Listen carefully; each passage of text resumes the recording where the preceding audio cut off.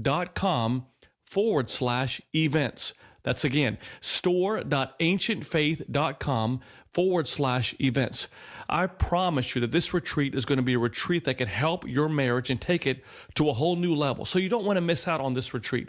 Once again, it's February 18th to the 20th at the Antiochian Village Retreat Center. And you can find out more by going to store.ancientfaith.com/events. God bless you all and stay strong in your walk of faith. Proclaiming Christ, victor over sin and death. You're listening to Ancient Faith Radio, your Orthodox Internet radio connection.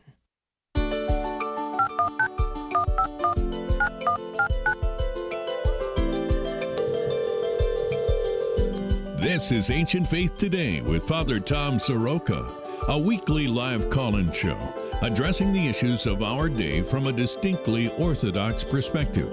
You can join the conversation by calling in at 855-237-2346. That's 855-AF-RADIO.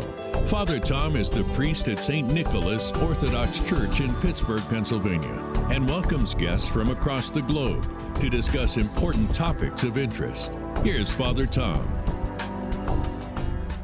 Welcome to Ancient Faith Today. This is Father Tom Soroka, and I'm so glad that you're with us this evening. We'll be taking your calls in a bit at 1-855-AF-RADIO.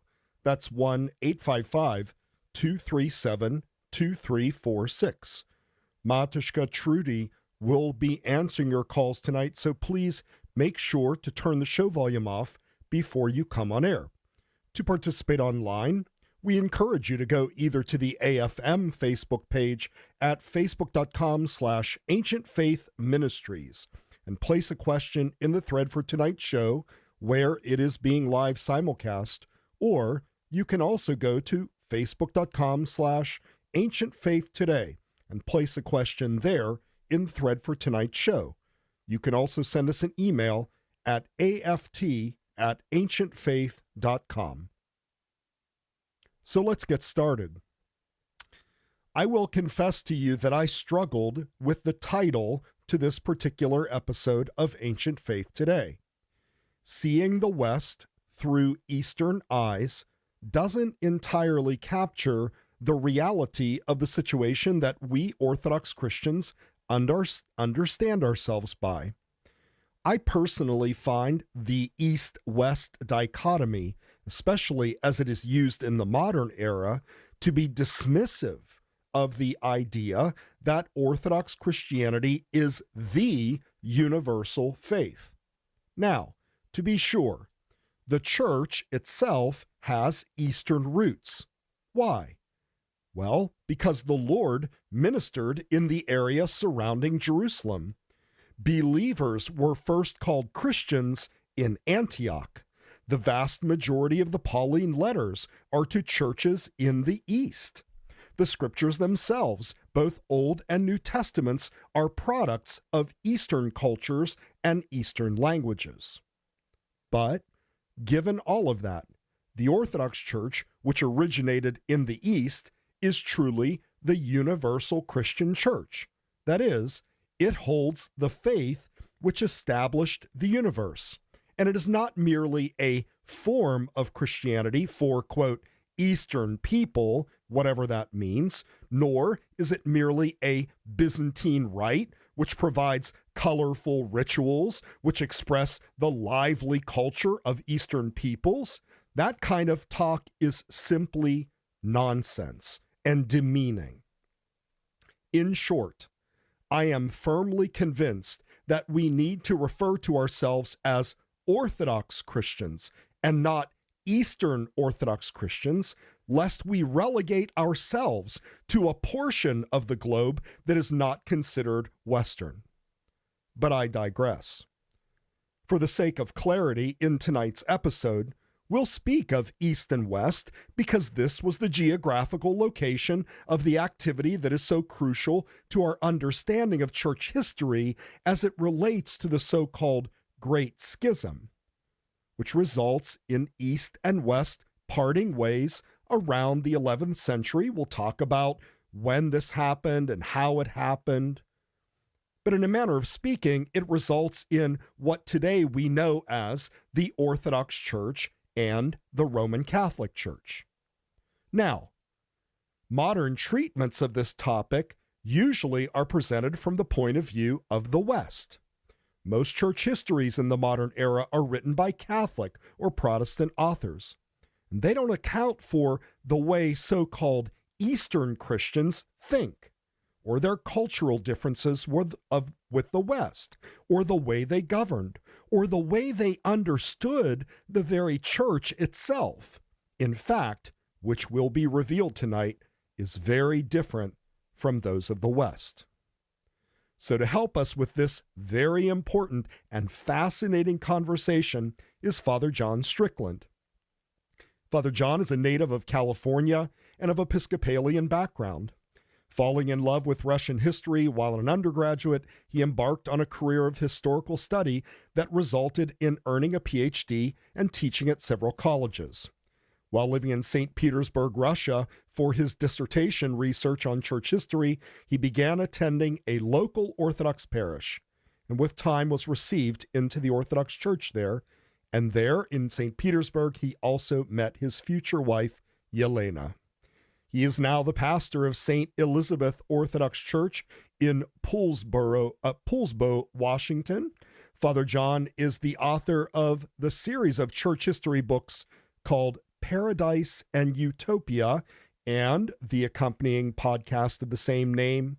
And he also enjoys woodworking in his spare time, although I have no idea how he has any spare time with these incredible works that he has published. Father John, welcome to Ancient Faith Today. Thank you, Father Thomas. It's good to be on the show with you today. Well, I'm so happy that you're here.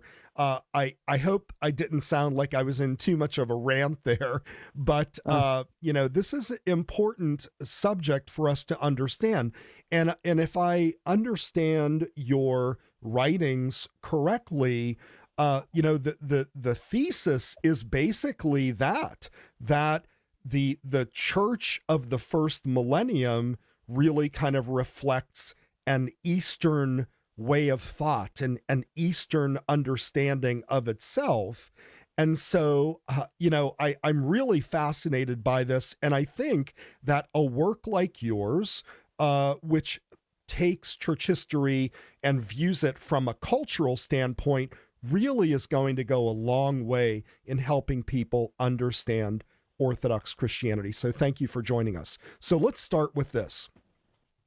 Your book deals with the cultural milieu of East and West as it relates to the history of the church.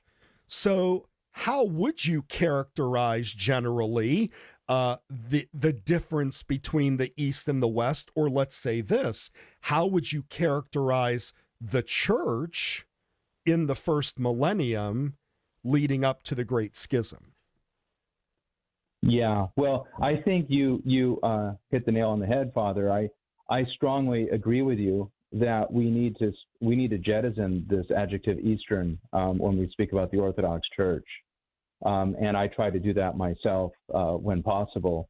Unfortunately, we live in a cultural milieu where people are used to thinking that way, and writing a long history, like I've been doing. You have to make some concessions along the way. I kind of challenge convention. Like, for instance, I don't use the term medieval or its equivalent of Middle Ages because it writes Christianity out of history, effectively. It also writes Christianity out of history. I don't like the word enlightenment, and pretty much, in my writing anyway, refuse to use the word enlightenment to describe the essential loss of faith in Christianity during the 17th and 18th centuries, called the Benightment. And these are provocative things. I get it. I mean, it's impossible to avoid some of the conventions that are out there. Right. Your point was right on, that we Western Orthodox Christians live in a culture called the West that the identity of which has been defined for centuries by people who are not Orthodox Christians, who are either consciously critical of Orthodox Christianity or more often the case, critical of Christianity in general, and then very often simply ignorant of what the First Millennium or the Orthodox Christian historical experience is. And so we have to, I think it's time for us, and this is what I'm trying to do in a preliminary way with my books, it's time for us to lay a claim to Western culture as Orthodox Christians. And to answer your question, I think we start with the First Millennium, a time when an East-West distinction was only, it was nascent. It was just very amorphous. I think it's one of the first sentences I used in the first volume, that before there was a West, capital W West, there was Christendom, and there was a universal, today we'd say East-West unity in that Christendom. Right. That was very much under the influence of what was going on in the geographical eastern part of it. And, one of my chapters in Volume 1, The Age of Paradise, one of the chapters is entitled When the West Was Still Eastern, to try to make that point. I love it. I love it. It's really a product of, not totally, because there's a very deep and unique and beautiful and holy element to Latin and Western Christianity during this time. Sure. St. Augustine and so many other saints of the West, Gregory of Rome. However, the cultural influence, the life of Christendom for a millennium was really under the influence of the East. And I think when you get far enough back, and there are very few histories that really go that far back, I think, people who are experienced in that research, and I'm talking about people other than myself, because my primary area of research is not the First Millennium, like as a scholar or historian. I read other people's accounts of that time, and then I do some, reading of primary sources myself, like the Church Fathers and such. But there's a general agreement that the East was profoundly influential in the West.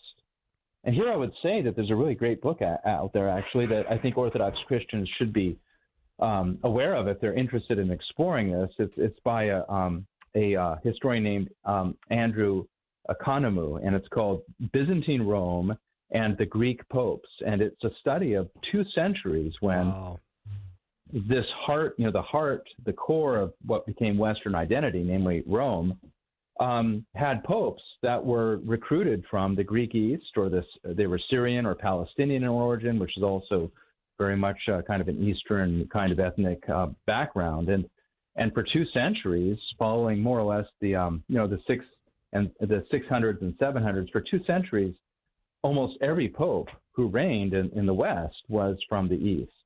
There are a lot of other things, one can look at during that time, but that's one profound mark. Yeah, I think that's a wonderful example, and I want to get more to sort of the qualities of what you see in the First Millennium that really come out of the East that were proposed in the West. But the one sort of thing that came into my mind is, and again, correct me if I'm wrong, today we impose we look at the East, right, as Westerners, and we say, Islam, Muslims, people living out in the desert, unenlightened.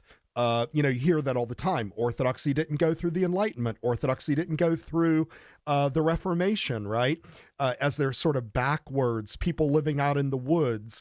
And it's almost as if commentators today and historians, I would even say, and frankly, forgive me if this is inappropriate, but, our American policy, and this is not a political show, even sort of looks at Russia in this way and says, well, they're just backwards, is here like, well, they only have the economy of like the entire state of New York, So there's this attitude that Easterners are backwards, as if there is a DMZ, down the Tiber River, or down the Bosporus, I should say. So what would you say characterizes a quote unquote Eastern way or Eastern life that was present in the West in the first millennium? Well, again, I would say that we want to be careful and not bring with us, the impressions you just kind of recounted, and there's impressions I share with you, for our attitude toward Russia, for instance. Bring those back into the first millennium. What I'm trying to, say is that I don't see a big difference between East and West in that first millennium, and so to say the East is one thing and the West is another is really anachronistic. There was there's so much a closer union between the territory we call the West and the territory we call the East as to suggest we should do away with East-West distinctions in terms of culture. But we can locate some. I mean, historians are certainly, aware of some of these differences between, say, a Greek and a Latin ethos within the church. And I think, certainly if we want to, pursue your question, and it's a good question, what do we find in that first millennium, the origins of which we can locate in the geographical East, in the Greek kind of culture? Well, certainly Byzantium, right? The Roman Empire in its Christian form, beginning with Constantine, who moves the capital from Rome to New Rome, known thereafter as Constantinople. And Father, let me ask you before you go on, just that one question. Why did he move it? What was the reason? If Rome, I have to admit that, part of me is kind of motivated to really understand the quote unquote situation of the Roman see or the Roman seat. And if the Roman Catholic claim is so true that, everything comes out of Rome, that Rome is the very seat of unity, and without that you can't have anything. Why did the Roman emperor move to Constantinople? To Byzantium, to the east. Well, there are three big reasons. There's always more than one reason for something like this, but there are three big reasons. One was political, military, geopolitical. It was just a safer place to have the capital in a time of growing pressure from barbarian forces, invasions. A century later, of course, Rome would be sacked by Alaric. So there's a geopolitical security issue. There was an economic issue. Byzantium was the name of the town that Constantine turned into New Rome and came to be known as Constantinople. And the new capital there was right on, you mentioned the Bosphorus, is right on the gateway to Asia, and there's tremendous commercial, is a tremendously lucrative commercial place to set up the capital. With time, they acquired Chinese silk worms, and they were producing silk. All spices, everything, and so it became a very wealthy capital compared to, a little bit inland central Italy. The final reason, though, Father, and the one that I think is really compelling, is religious, and that is Rome was the place where persecutions took place.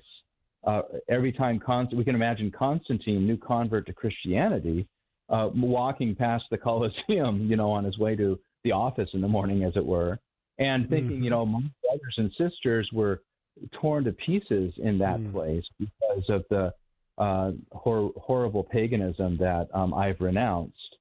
And of course, there were shrines and there were statues of emperors who were being worshipped before Constantine.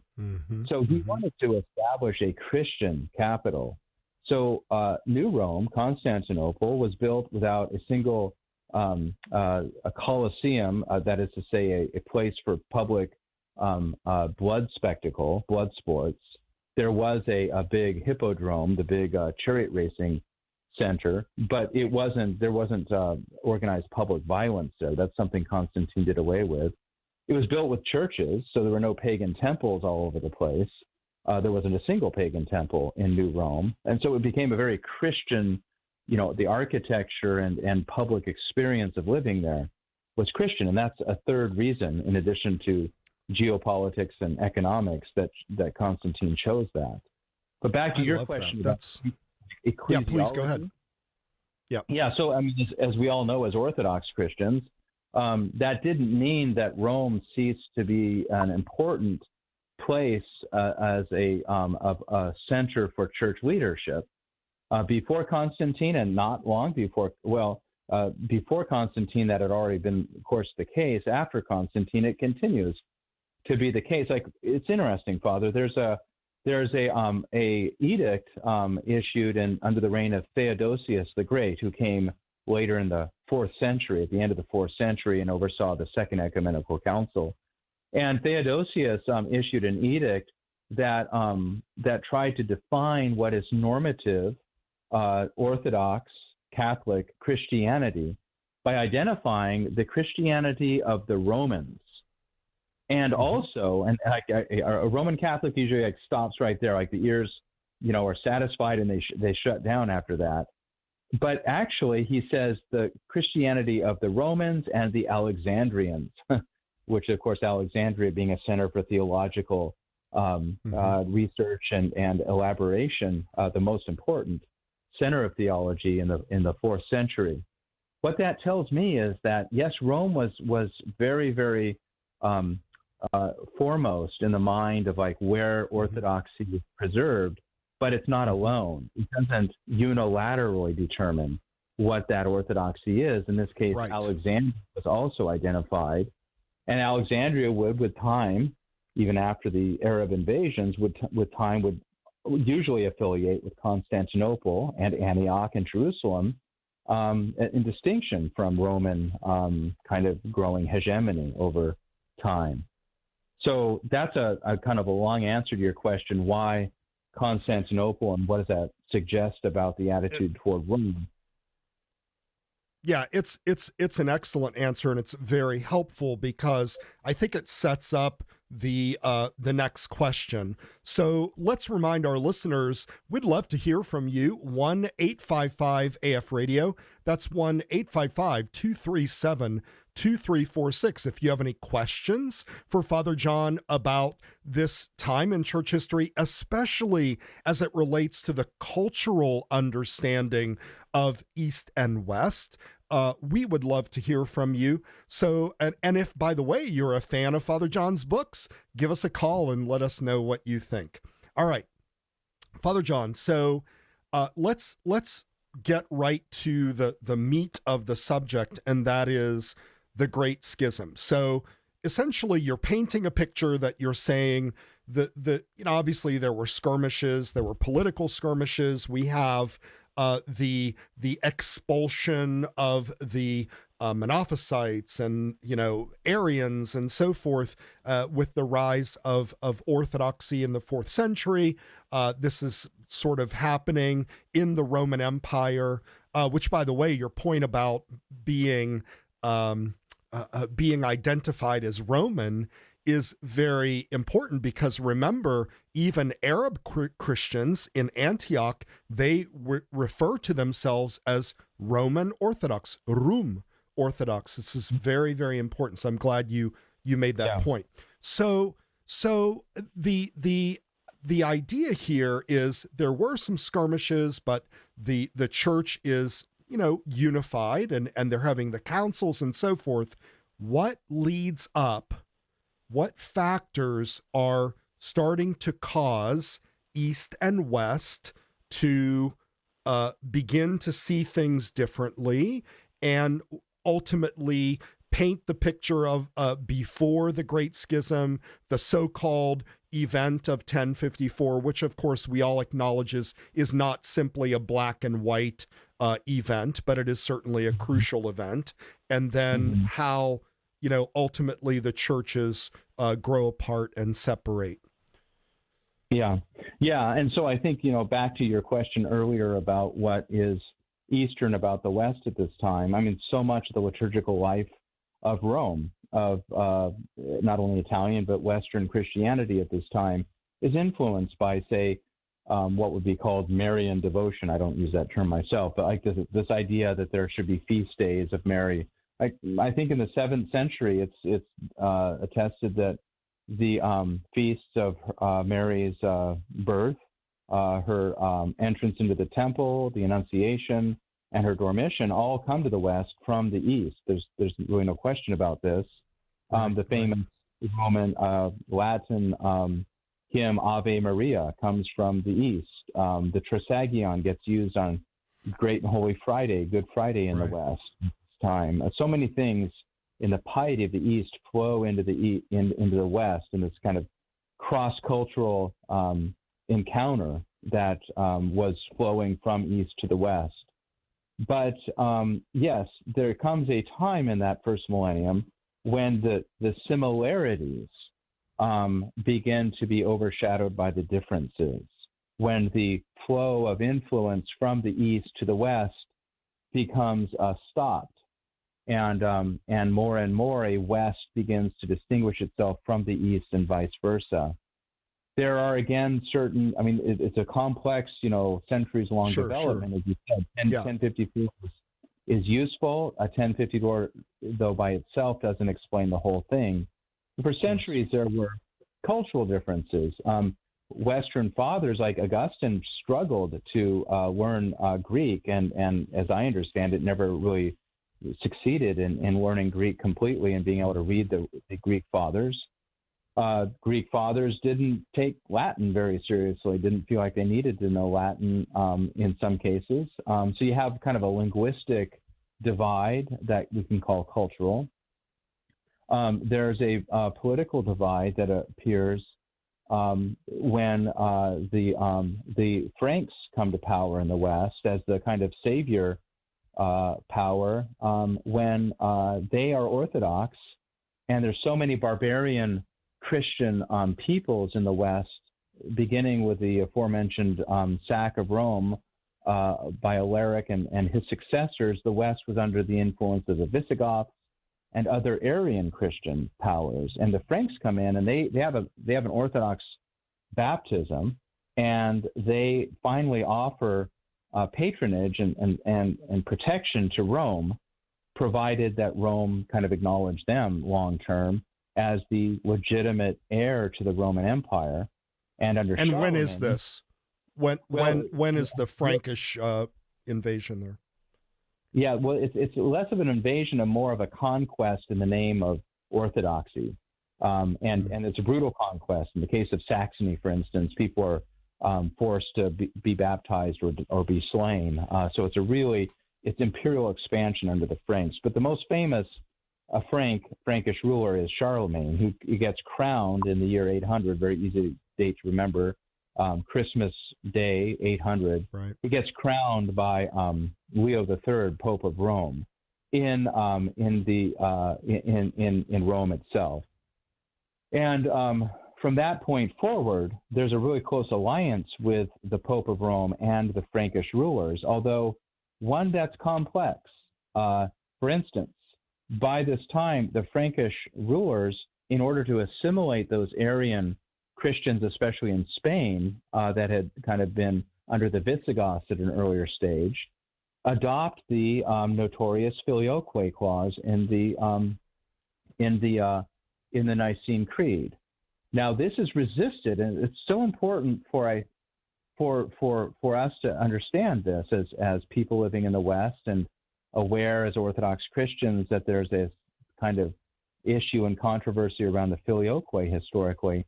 It's significant, I think, to emphasize that for a long time, for centuries, the Pope of Rome resisted the Filioque to the point where even this Pope I just mentioned, Leo III, who crowned Charlemagne, whose empire was now using and promoting the Filioque, and the question there might be why. Well, the Franks had a political interest in religion, and they wanted to incorporate these Arian Christians into their empire, and doing so seemed to favor the use of the Filioque. Let's remember the Filioque was was penned by Orthodox Christian bishops working in Spain with the goal of bringing Arians into Orthodoxy, right? By saying that the Spirit proceeds from the Son as well as the Father, brings attention to the divinity of the Son, which is an effective way of combating Arianism. So there's a missionary kind of purpose behind the Filioque that, we can kind of appreciate at some level. But yeah, it's certainly against the Ecumenical Council's canons and rules to change the creed, and the Franks had promoted this, and within their own empire were using the creed now. But the Pope of Rome, even Leo III, who crowned Charlemagne, resists this heroically. And as a matter of fact, Leo III himself is so adamant, adamant comes from the word for stone, right? So set against the use of the Filioque because of its deviation from traditional Christianity, orthodoxy, that he has a shield, a pair of shields made, silver shields, on which are written the Nicene Creed in Greek and in Latin, in each case lacking without the Filioque in it. And it's a statement, the shield of faith, right? It's a statement of what our faith is without the Filioque. And he puts these shields, it's so interesting where he puts these shields. I bet you can't even imagine where he put them if you don't know the story already. He puts the shields right at the shrine of St. Peter the Apostle in St. Peter's Basilica in Rome, right there over the relics of St. Peter. That's how important it was to resist the Filioque for the popes, the Orthodox popes. And you're saying it was very intentional of him to do this. This wasn't like, hey, I think it would be nice to have the creed on some doors and let's put it in bronze. And this was, he was making a statement to say, this is the unaltered creed. That's correct. I mean, he was aware that the Franks they had politics in mind when they were offering support and protection to the Pope of Rome and things like this, but he knew that there was a real danger that this could become Caesaropapism, a Western Caesaropapism, where the Caesar begins to act like a latter-day Pope. And already by this time, before his time, under Stephen II, Pope of Rome, there had been designed and concocted this notorious document called the Donation of Constantine, which laid out a mythical and completely spurious account of how Constantine had bequeathed to the Pope of Rome in his time, Sylvester and all his successors, both political jurisdiction to the popes over the political states, and also ecclesiastical jurisdiction over all the bishops of the West. Which, of course, I mean, everyone knows that this is a false document. We'll come to it in a few minutes if we get to the actual, and we will, I promise. So Father John, here's what we're going to do, and I hate to do this. We're at the bottom of the hour. We're going to take a quick break. Now, we do have a caller too, so we do want to get to the caller, but I want you to finish the story because you're starting to talk about the Frankish influence in Rome, and I want you to definitely articulate how that changed their understanding and their practice of Christianity. You are listening to Ancient Faith Today. We have Father John Strickland, author of Paradise and Utopia. We're talking about seeing the West through Eastern eyes. That's quite a turn for us. We will be right back. Father Tom will be back in a moment. In the meantime, the lines are open at 855-237-2346. Don't go away.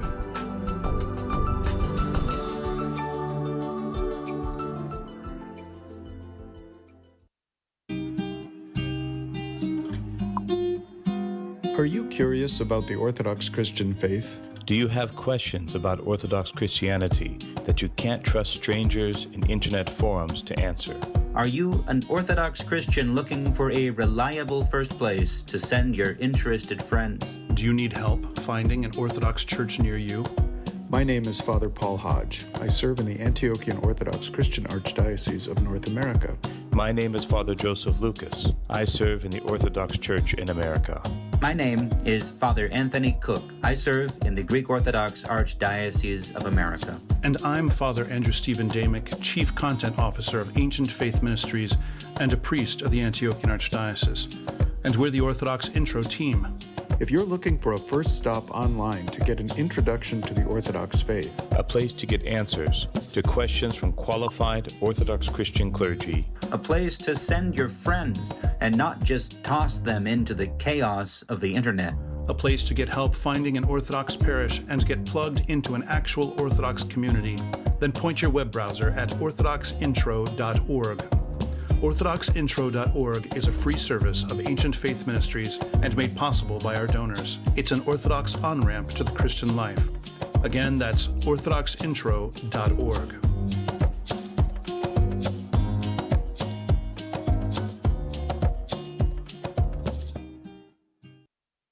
We're back with Ancient Faith Today and Father Tom Soroka.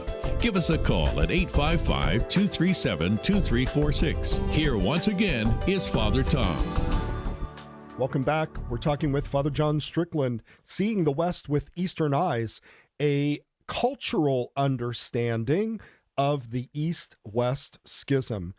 Father John, we have on the line Marlena. Marlena, welcome to Ancient Faith Today. You're on the line with Father John Strickland.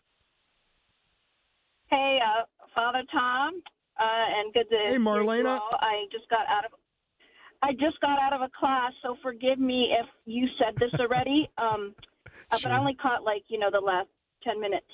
So I think you were Father John. You and Father John were just starting to talk about this. I'm very curious about the influence that politics and other forms of culture have on theology. I know I just heard you both talking about, the influence the French or different people had on the Pope.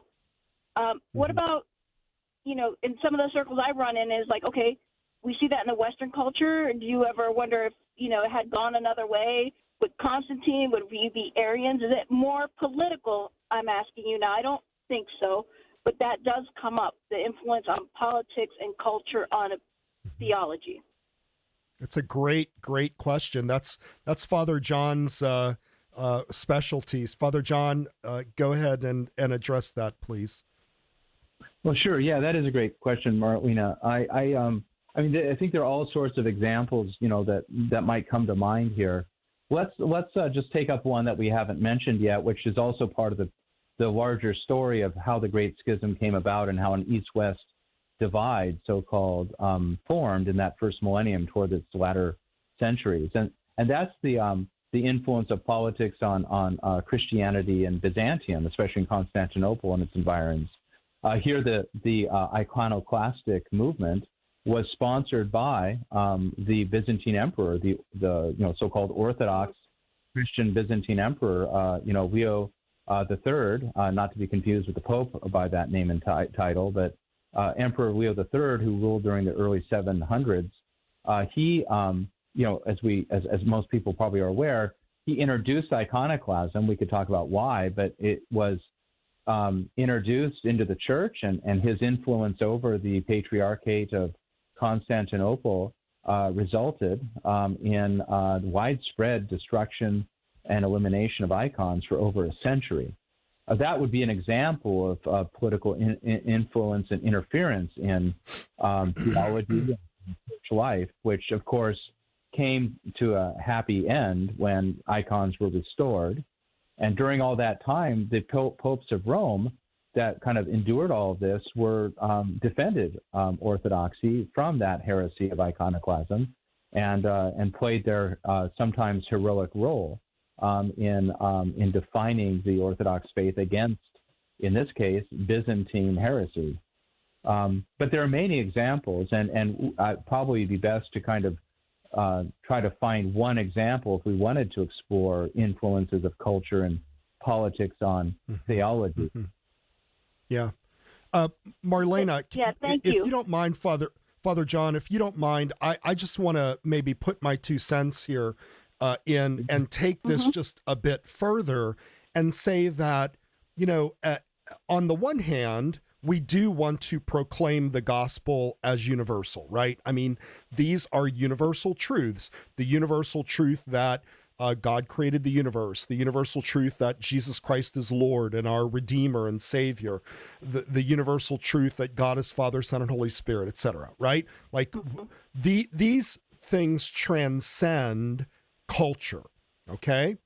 Yeah. However, humans, in my estimation, you can't somehow separate. You can't say, well, now I'm acting in an acultural manner. It's simply part of the human existence. And so, for instance, we even say, like in the Creed, we say that our Lord was crucified under Pontius Pilate. And that has implications, right?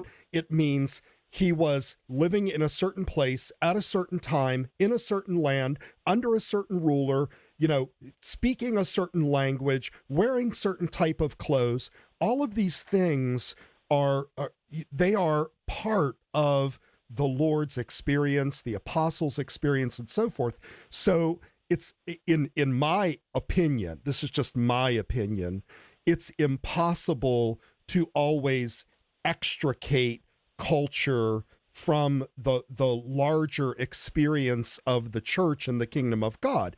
Now, there are degrees of this, and we would say there are certain cultural things that have no bearing on the faith itself. But what I think Father John does so brilliantly is he says the church was kind of molded, and that's why I give the example of the scriptures. No one can deny that the scriptures are an Eastern document. Now, they're not merely an Eastern document, but they use Eastern language, they use Eastern phrases, they use Eastern types of composition, they use Eastern examples. So in that sense, they're an Eastern document, but they're not merely an Eastern document. And that's why I find this whole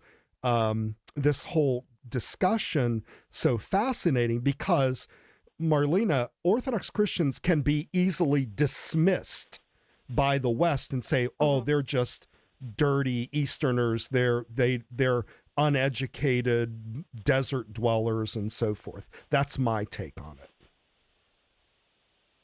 Well, I wouldn't say that, but I suppose you said some people have said that. I would never say that.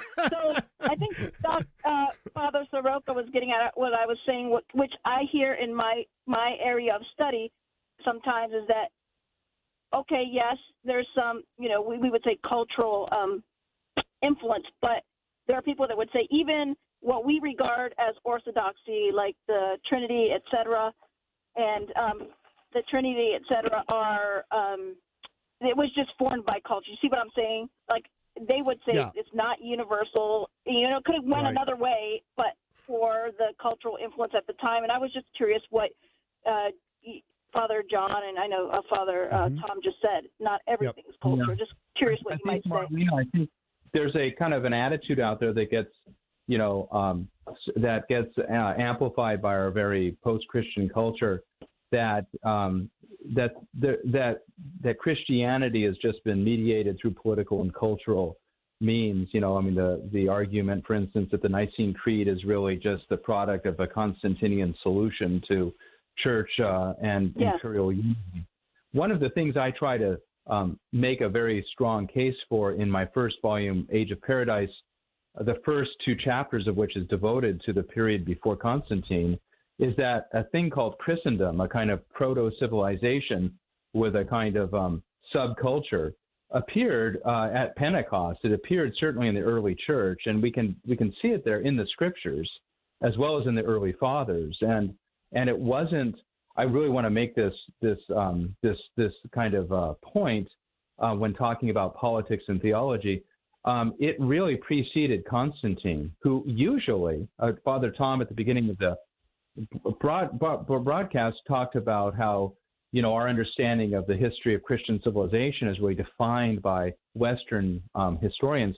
Well, usually Christendom is a term reserved for a very specific form of Christian civilization that sometimes is located in the reign of Constantine, when the state became Christian. But I think Christendom exists even without a Christian state, if only in an underground or catacomb kind of existence. And so what Father Tom said about a a theological reality that's impervious to culture and politics, I strongly believe that's there. It's not that culture and politics won't come into play and play their role, and I think that's all part of God's providence. But I do think that that we can isolate to some extent the truth that we have and see Christianity without needing to explain its doctrines or practices by referring to culture or politics. Yeah. Okay, I appreciate that. Thank you. Thank you, Marlena. What a great call, and we appreciate you. Thanks for calling in.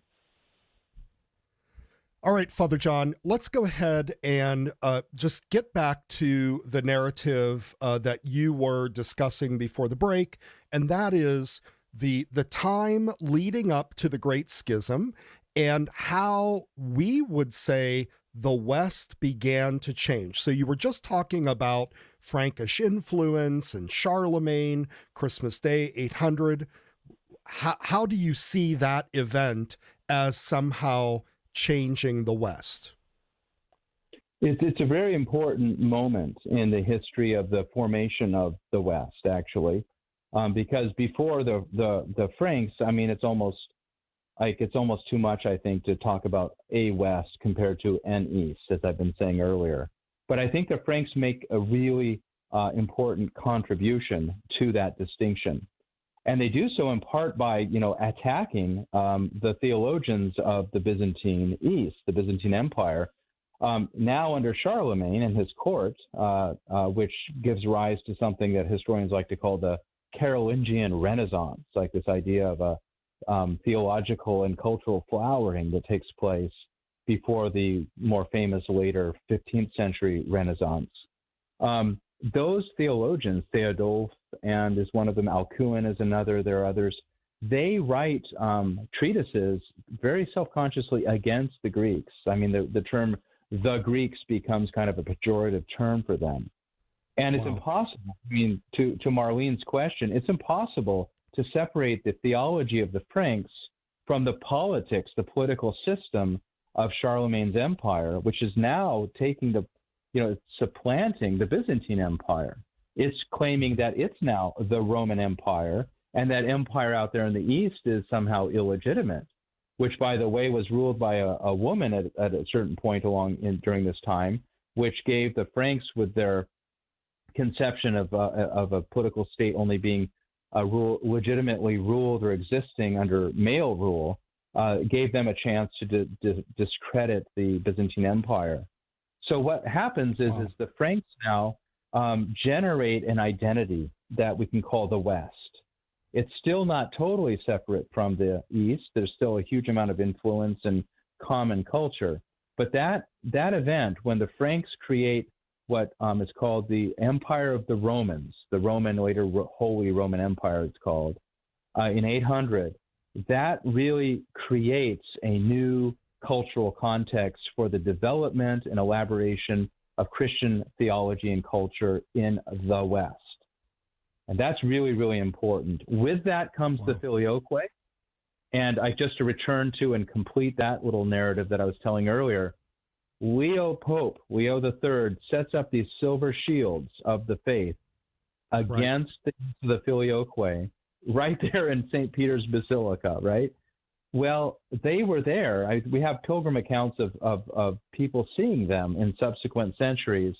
But in I think it's 1017, I'd have to kind of look at my notes here because I got too many factoids going through my brain right now. But in the very early 11th century, I think it's 1017, there is a new emperor that comes to power, and he travels to Rome to obtain from the Pope of Rome a crowning, which is considered necessary in that tradition of Charlemagne to legitimate the Holy Roman Emperor.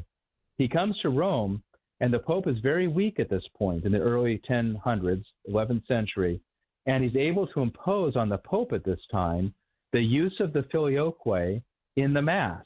At this time, the Mass actually in Rome was a little different than the Latin Mass used among the Franks. In Rome, it lacked the use of the Creed. But the emperor now comes to Rome. He gets crowned by the Pope, and in the Mass for that crowning in St. Peter's Basilica, he forces the Pope of Rome, was very weak and subject to his power. He forces the Pope of Rome to insert the Filioque clause into the creed used at the Mass, and from that point forward, we have the Filioque used at Rome. It had been widespread in the West, but had never been accepted in Rome. Hence Leo III's shields of the faith. Now, beginning in the early 1000s, it is. And for it's very obvious if you just look at the century we're talking about, this is just a few decades before the Great Schism. And it seems to provoke the East into a kind of consternation that is kind of background to the excommunications in Constantinople in 1054. Wow, that's incredible. And the idea, please go ahead. There, silver shields, they disappear. We don't know what happened to them because now really they were an embarrassment, and so apparently the Pope just decided to take those down and get rid of them, and they just disappear. We don't have any record of what happened to those silver shields without the Filioque. Unbelievable. I had no idea that was the case. So essentially you're saying that the Filioque was a major factor in the split. However, what about the issue of papal power? And I would even say, can you comment a little bit about just the idea of power in general? It seems to me, and again, not a historian, not a theologian, but I constantly hear the West, even today, the Roman Catholic Church, when they speak about theology, they speak about power. When they speak about the priesthood, they speak about power. When they speak about the Pope, they speak about power. And then there's military power. So what role does power play? And I'm not just speaking about a political sense, but certainly a political, military, cultural, theological, spiritual sense. What role does power play in this growing division between East and West? Yeah, well, it plays a big role. I mean, it plays a big role. It plays a big role in Rome and in Constantinople.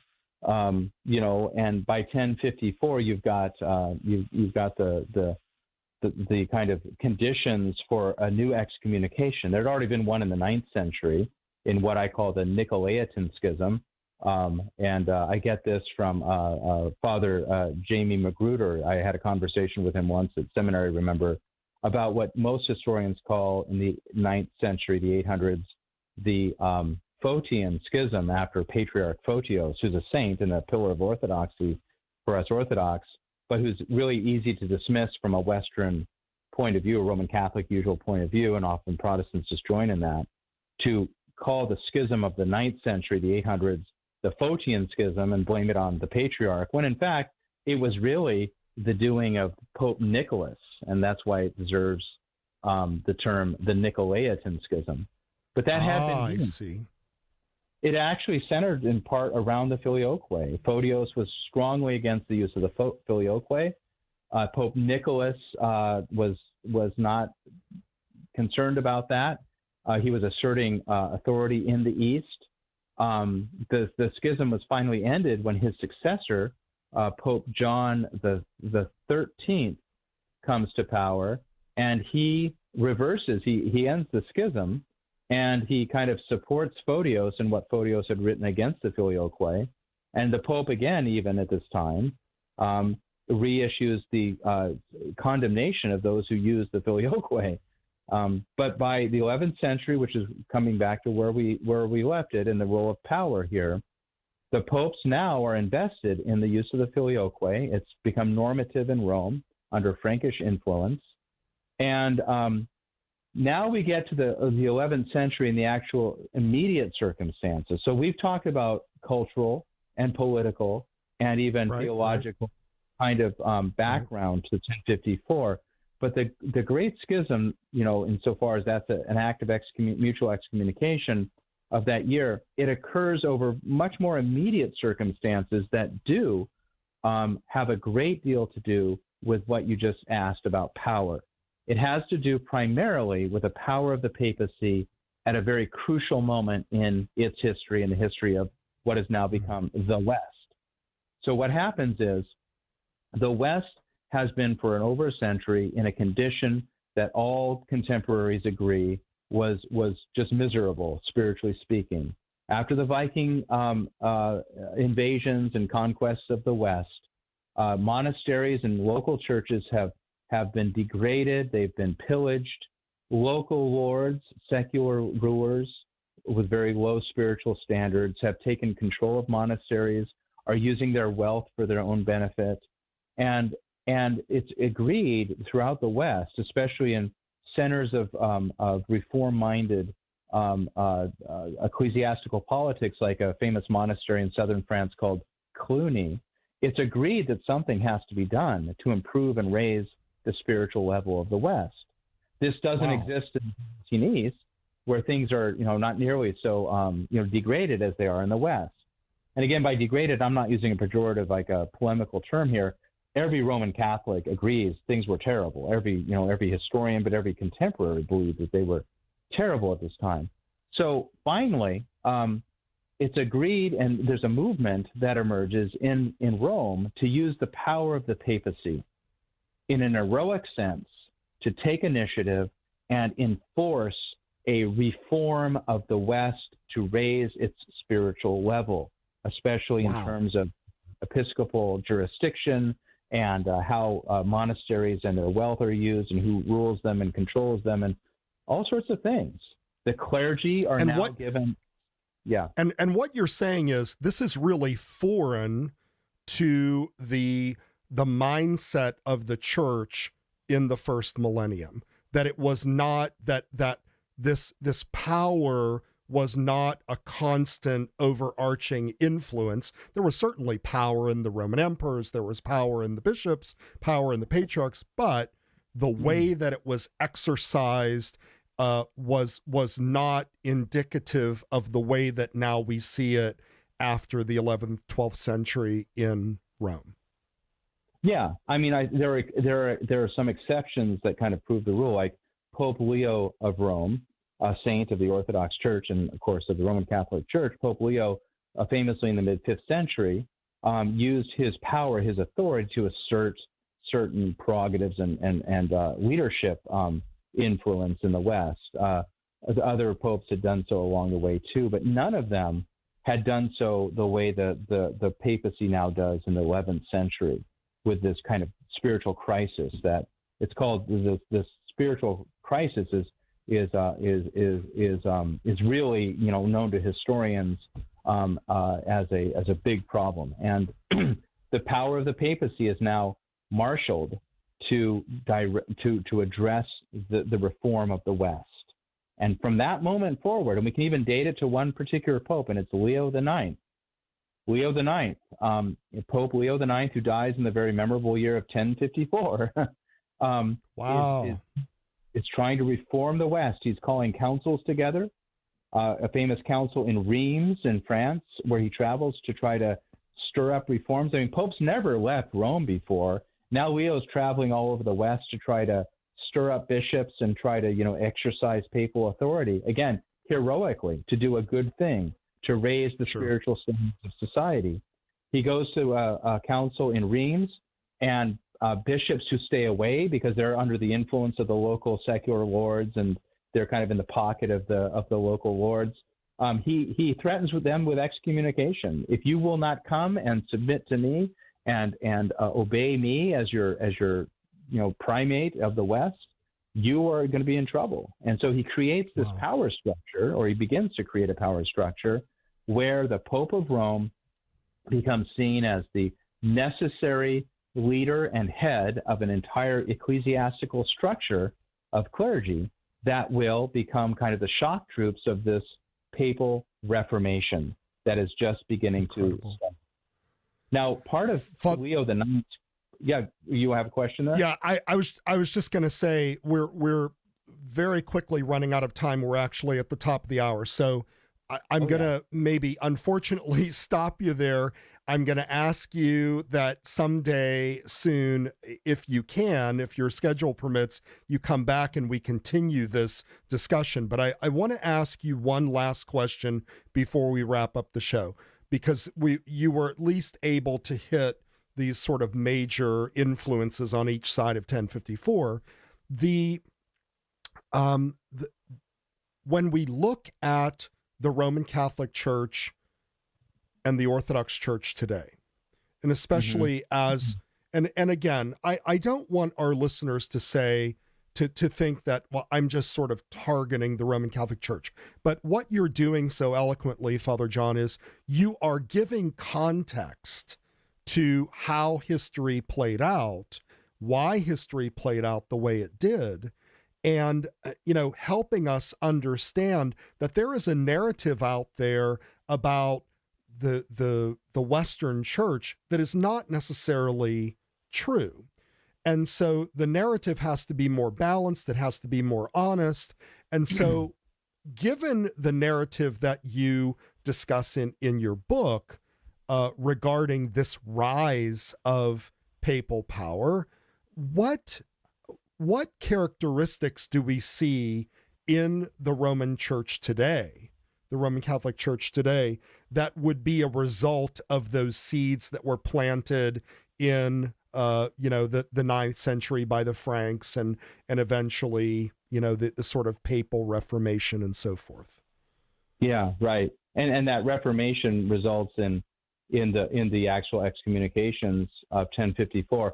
I should say Michael Cerularius, the Patriarch of Constantinople, he was about power too, and so we don't want to kind of ignore the power that could be misused in the Byzantine East as well. Indeed.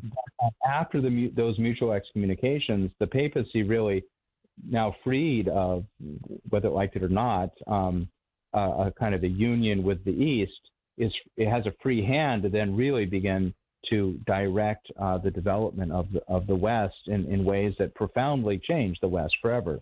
Crusades are ordered by the Pope.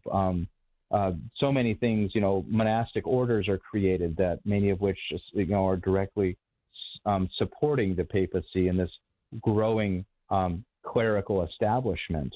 But your question about what's the outcome of this? I want to kind of reinforce what you said, Father Tom. This narrative that I'm trying to tell in my books, and which we're talking about right now, this narrative is not an anti-Western narrative.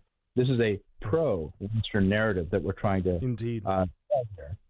I'm a Westerner. I live in the West. I have a Western mentality, identity. I love Western culture. I love Western secular culture, which tragically kind of as the consequence of the loss of the influence of Christianity, but which produces, wonderful things like the music of Beethoven and the novels of Leo Tolstoy and so forth. I love the West, and I want to tell a pro-Western narrative. And by focusing here tonight on the First Millennium, I think we're doing that. We're saying that the West is a good place. The Western culture is a good thing, especially as we see it in its primordial original form. But it's true, once the West began to sever itself self-consciously from the East, we mentioned the Franks, we mentioned the Filioque thing, we mentioned the excommunications of 1054 and the papal Reformation that follows. Then new developments that we might even say are not even true to the original Western culture that we've described in the First Millennium. New elements enter, and I think one of the chief elements there is to emphasize power, as you did earlier, and the power of the clergy and the subordination of a laity to the clergy in ways that elevate, create a kind of a clericalism that is seen as a source of a lot of the problems that arise in the West. And we could look at a lot of things that are both, Christian and post-Christian or secular, in that secular elite kind of thing that finally develops in more recent times. But I think what we see is that more and more the West, as it's understood, becomes defined by this post-11th century, post-Great Division identity against the East, and that that creates the problem with which we started the program, and that is there really a legitimate difference between East and West, or would we do better to try to find our way back to a model of our culture which doesn't try to isolate the two from each other? Excellent. Excellent. Father John Strickland, what a wealth of information that you have, but not only the information about dates and events, but the way in which you process and bring to our understanding this much, I think, a higher analysis of the cultural underpinnings and the way in which these two forces kind of interplay with each other, while always focusing on the idea of protecting the unity of the church. Father John Strickland, again, we want to encourage everybody to go to store.ancientfaith.com and take a look at Father John's books, especially the Paradise and Utopia series. Father John, you have 3 of them of the 4 done, right? So when is the 4th one coming out, or is that still in the works?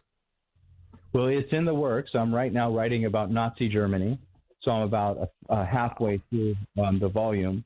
And so, if things go according to schedule, it should be released by the end of 2022, or the end of this year, maybe in November. Well, God bless your work, and thank you so much. This is a very necessary perspective that we need, and we really appreciate you. Thanks for joining us tonight. Thanks, Father Thomas. Real good to talk to you. Okay. Again, we want to thank Father John Strickland for joining us tonight. Before I share a few final thoughts, also I want to thank Matushka Trudy for engineering the program, as always, for everybody that listened in, for those callers and commenters who are also listening and giving us feedback. We love you very much. I want to read a short portion of a statement that was made on church unity by the Holy Synod of Bishops of the Orthodox Church in America in 1973. And it's very important that you listen to this, because it spells out why it's so important for our self-understanding and what we seek. They write, "The Orthodox Church is the one indivisible Church of Christ, not because of the works of men, but because by the grace of God expressed in the blood of the martyrs and the witness of the saints, the Orthodox Church has preserved to this day its God-given mission to be for the world the church which is his body, the fullness of him who fills all in all. There can only be one church, for Christ founded but one church. It is into this one church that all must enter to live in perfect communion with God, with each other, and with all of creation.